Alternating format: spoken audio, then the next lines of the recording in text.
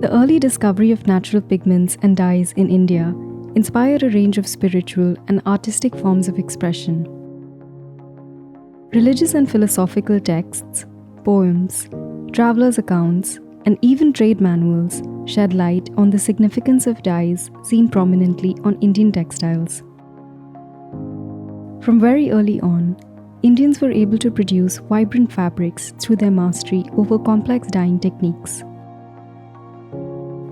Their bright and long-lasting colors have set these textiles apart since millennia. South Asian fabrics were traditionally dyed with natural materials extracted from plants, minerals, and even insects. Each of these is used in different ways to produce a variety of shades or colors, some of which include yellow, blue, orange, and red. You may also associate some of the raw materials used to dye textiles with food preparation, medicine, and even temporary tattoos. The degree of precision, brightness, and permanence of color varies across dyeing processes, which include resist dyeing, block printing, or painting. Dyeing communities who have mastered these techniques produce textiles that have been coveted both in India and around the world. As early as the Tang era in the 7th century, Chinese texts venerated Indian textiles for their dawn-flushed cotton that they compared to sunrise clouds of morning. In the 18th century, a French traveler observed that the dyes of Indian fabric would last as long as the cloth itself, a quality of color steadfastness that was unparalleled at the time.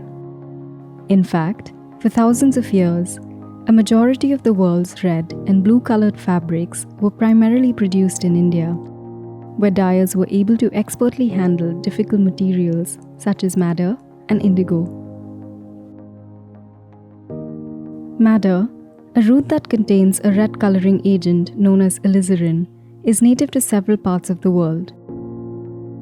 While it's difficult to fix this color to textile fibers directly, Indian dyers established their expertise as early as the Indus Valley civilization by using a substance known as a mordant that could bind the dye to the fabric. The faint traces of red pigment, which we see on the iconic Priest King's shawl, indicate the possible use of madder. Artisans were also able to extract brilliant shades of blue from the indigo shrub native to India. It's fascinating to think how the green leaves of this shrub could produce a dye with such exceptional vibrancy.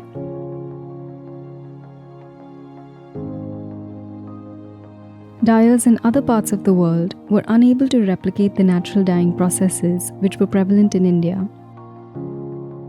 It was only by the 19th century that synthetic dyes were invented in Europe and soon spread across the globe.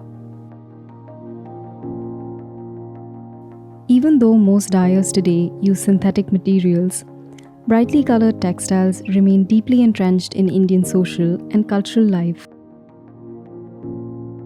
From delicate Kashmir shawls, to Kanchipuram silks, to Lehriya turbans, it's the region's legacy of dyeing techniques that have made its textiles extraordinary.